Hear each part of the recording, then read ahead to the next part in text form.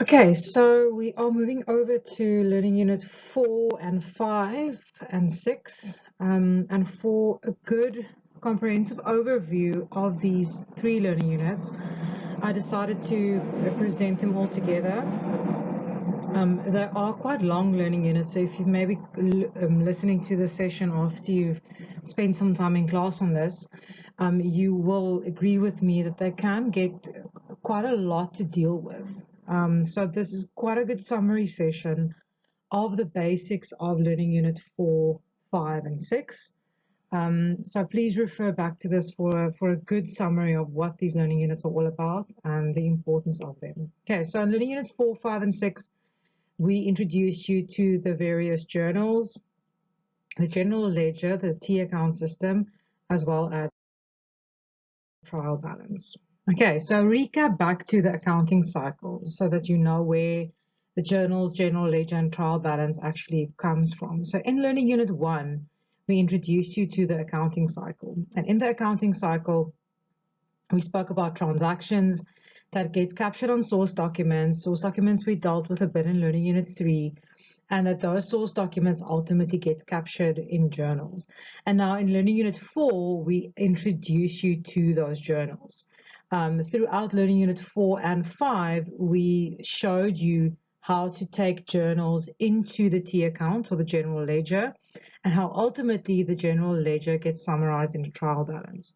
So it's very important that you have this picture in your mind of what the accounting cycle looks like so that you understand where you are in the process. Okay, something to remember about the accounting cycle. There are steps that obviously follow a chronological order. So it goes from transactions to journals and carries down with the arrows. But each step is summarized in the next step. So otherwise, what would be the point of having four different ways to capture? So transactions are summarized in journals. Journals are summarized in the T accounts. So ultimately, we're trying to compress some of the information so that we have something compact almost to work with. Okay, so it's not just transactions go to journals, journals go to general ledger go to trial balance.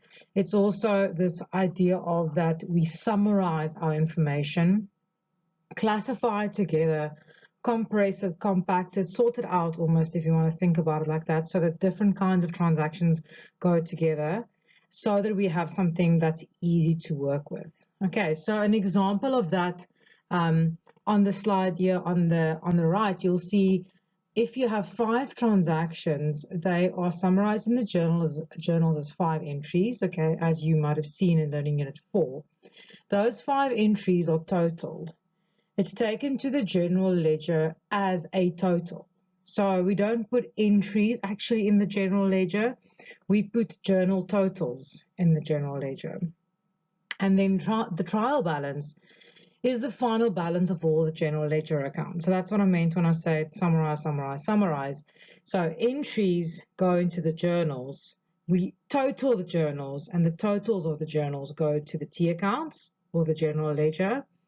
And all the general ledger balances, so again, we balance the general ledger, all of those balances are what we actually take to the trial balance. Okay, and trial balance, 1-page document with all the balances of all the different general ledger accounts. Okay, then to introduce you to our journals. 1-page summary. It's also very nicely set out in your textbook. There's a table in the beginning of Learning Unit 4 that introduces all the different kinds of journals. But a quick 1-sentence, couple of words summary for you to come back to. You have got the first 3 journals, I'll always discuss them together, is our cash journals. So they are these 3 journals over here. The reason why they're the cash journals is because they are the journals that deal with physical money. Okay, the first journal that we get is the cash book receipts journal. It deals with cash increases. The cash book payments journal deals with cash decreases. And the petty cash journal deals with any petty cash payments.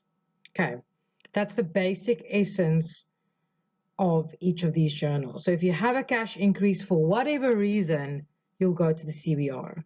If you have a cash decrease for whatever reason, you'll go to the CBP. Okay, and it carries on like that. So that's why I try to summarize the journals with just one sentence so that you don't get confused when you read a transaction.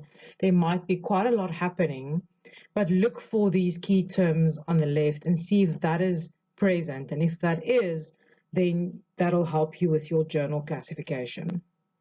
Okay, next up we get our debtors journals. So these two journals, the DJ and the DAJ. Debtors journal is for any credit sales. Typically we sell inventory, and the DAJ is for any credit returns or rebates, which is discounts on those sales. Okay, then over to your creditors journals, the CJ and the CAJ.